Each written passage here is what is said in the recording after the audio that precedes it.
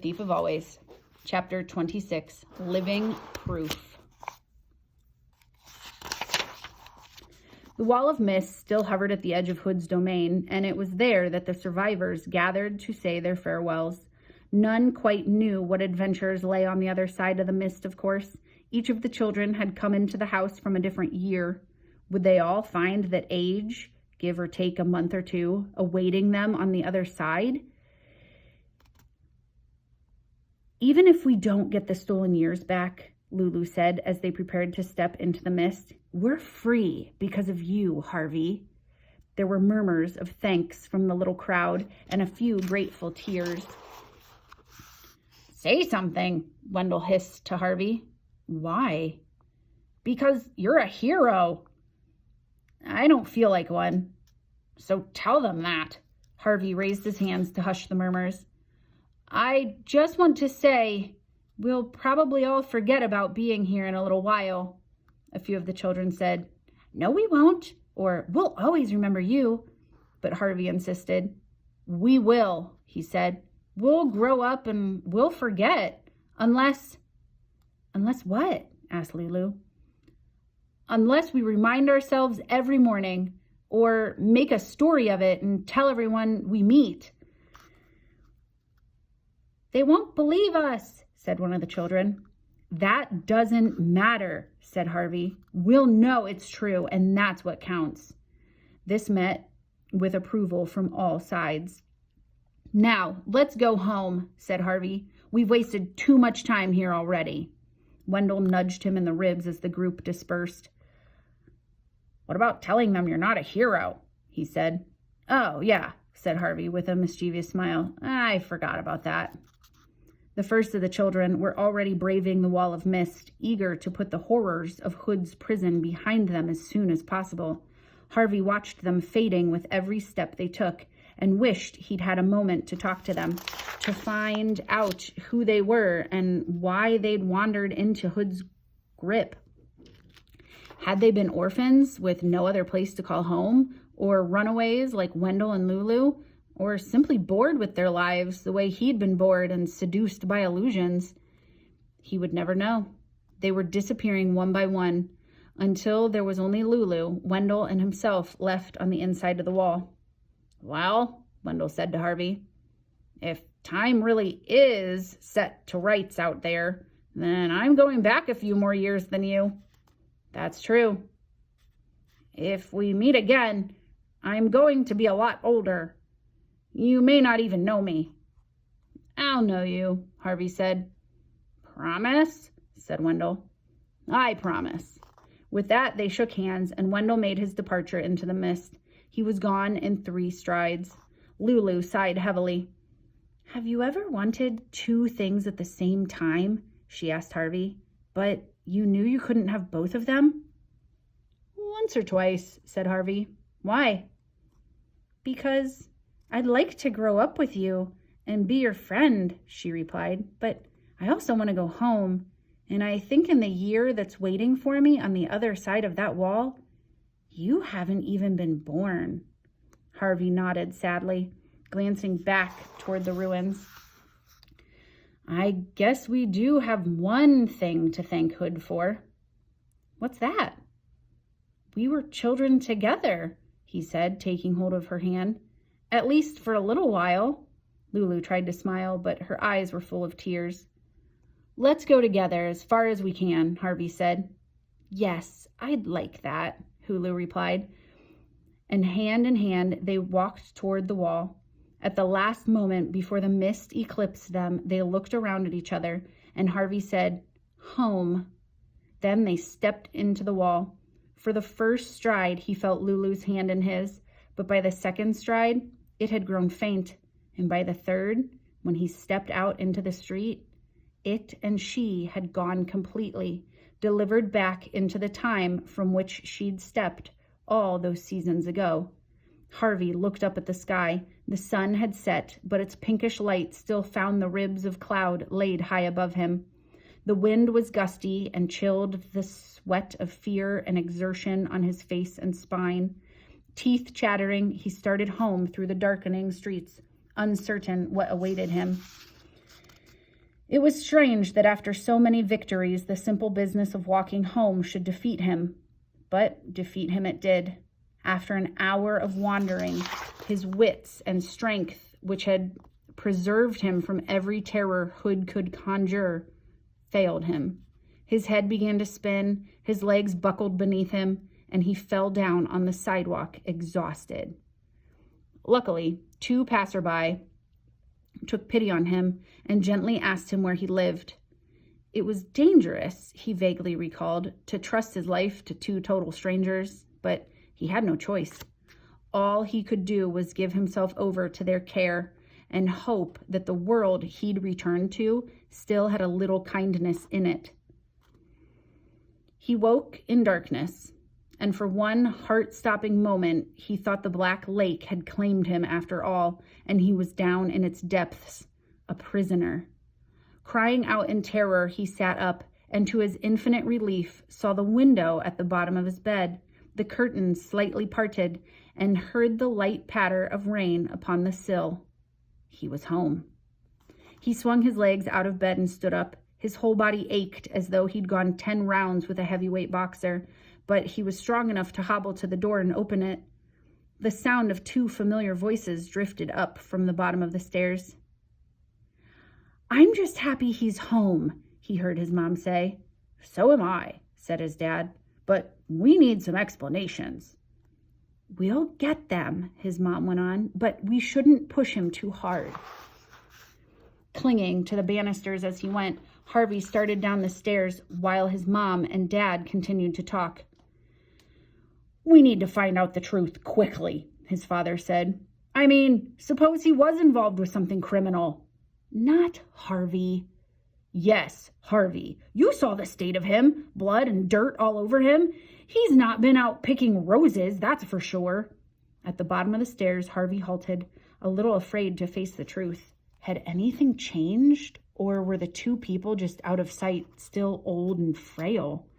He went to the door and pushed it open. His mom and dad were standing with their backs to him at the window, staring out at the rain. "Hello," he said. They both turned at the same moment, and Harvey let out a whoop of joy to see that all the griefs and horrors of the house had not been endured in vain. Here was his prize, staring down at him, his mother and father, looking just the way they had before Rictus had come for him. The stolen years were back where they belonged, in his possession. "I'm a good thief," he said, half to himself. "Oh, my darling," said his mom, coming to him with open arms. He hugged her first, then his dad. "What have you been up to, son?" his dad wanted to know. Harvey remembered how difficult it had been to explain everything last time, so instead of even trying, he said, "I was just wandering around and I got lost. I didn't mean to get you upset." "You said something about a thief. Did I?" "You know you did," his dad said sternly. "Well, are you a thief if you're taking something that belongs to you in the first place?" Harvey asked him. His dad and mom exchanged puzzled looks. "No, honey," his mom said. "Of course not." "Then I'm not a thief," Harvey replied. "I think you owe both of us the truth, Harvey," his mom said. "We want to know everything." "Everything?" "Everything," said his dad.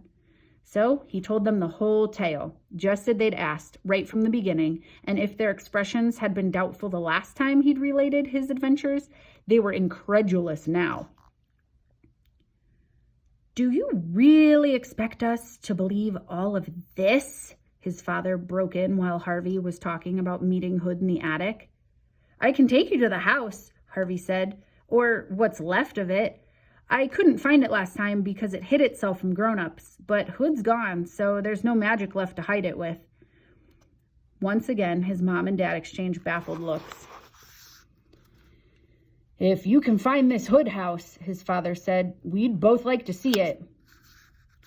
They set out early the following day, and this time, just as Harvey had expected, the way back to the house was not concealed by magic. He found the streets that Rictus had first led him along easily enough, and very soon the gentle slope on which the house had once stood came into view. "That's it," he said to his mom and dad. The house stood there. It's just a hill, Harvey, his dad said. A hill covered in grass. It was indeed a surprise to see that the ground on which so many terrible deeds had been done had greened so quickly. It all looks rather pretty, his mom said as they came to the place where the mist wall had stood. The ruins are under there, I swear, Harvey said, venturing onto the slope. I'll show you. Come on. They weren't the only visitors here today. There were several kite flyers plying the wind at the top of the ridge, a dozen or more dogs romping around, children laughing as they rolled down the slope, even a pair of lovers whispering in each other's ears. Harvey resented the presence of all these people. How dare they romp and laugh and fly their kites here, he thought, as though it were just another hill.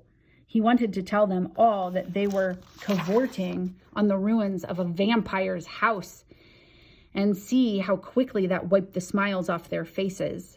But then he thought, perhaps it was better this way. Better that the hill not be haunted by rumors and stories. The name of Hood would probably never cross the lips of these lovers and kite flyers, and why should it? His evil had no place in happy hearts. Well, said Harvey's dad as the three of them climbed the slope, this house of yours is well buried. Harvey went down to his haunches and dug at the dirt with his bare hands. The ground was soft and gave off the sweet smell of fertility. Strange, isn't it? Said a voice. He looked up from his labors, both his fists full of dirt. A man, a little older than his father, was standing a few yards from him, smiling. What are you talking about? Harvey asked. The flowers, the ground, he said. Maybe the earth has its own magic. Good magic, I mean. And it's buried Hood's memory forever. You know about Hood? Harvey said. The man nodded. Oh, yes. What exactly do you know? Harvey's mom asked. Our son here's been telling us such strange stories. They're all true, the man said. You haven't even heard them, Harvey's dad replied. You should trust your boy, the man said. I have it on the best authority that he's a hero. Harvey's dad stared at his son with a twitch of a smile on his face. Really? He said. Were you one of Hood's prisoners? Not me, the man said. Then how do you know?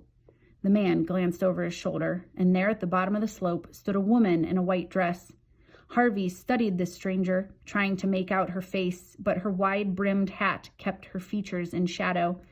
He started to get to his feet, intending to take a closer look, but the man said, Don't, please. She sent me in her place just to say hello. She remembers you the way you are, young, that is, and she'd like you to remember her the same way. Lulu? Harvey murmured. The man neither confirmed nor denied this. He simply said to Harvey, I am much obliged to you, young man. I hope to be as fine a husband to her as you were a friend. Husband? Harvey mouthed. How time flies, the man said, consulting his watch. We're late for lunch. May I shake your hand, young sir? It's dirty, Harvey warned, letting the earth run between the fingers of his right hand. What could be better between us, the man replied with a smile, than this, healing earth. He took Harvey's hand, shook it, and with a nod to Harvey's mom and dad, hurried back down the slope. Harvey watched as he spoke to the woman in the white dress, saw her nod, saw her smile in his direction. Then they were both gone, out into the street and away. Well, said Harvey's dad, it seems your Mr. Hood existed after all. So you believe me? Harvey asked. Something happened here, came the reply, and you were a hero. I believe that. Then that's enough, said Harvey's mom. You don't have to keep digging, sweetie. Whatever's under there should stay buried. Harvey was about to empty his left hand of dirt when his dad said, Let me have that, and opened his hand. Really? Said Harvey. I've heard a little good magic's always useful, came his father's reply. Isn't that right? Harvey smiled and poured a fistful of earth into his father's palm. Always, he said. The days that followed were unlike any Harvey had ever known, though there was no more talk of Hood or of the house or of the green hill upon which it had once stood. The subject was a part of every look and laugh that passed between him and his parents. He knew they had only the vaguest sense of what had happened to them, but they were all three agreed on one thing, that it was fine to be together again. Time would be precious from now on.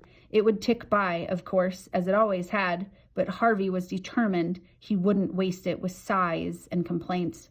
He'd fill every moment with the seasons he'd found in his heart, hopes like birds on a spring branch, happiness like a warm summer sun, magic like the rising mists of autumn, and best of all, love. Love enough for 1,000 Christmases. The end.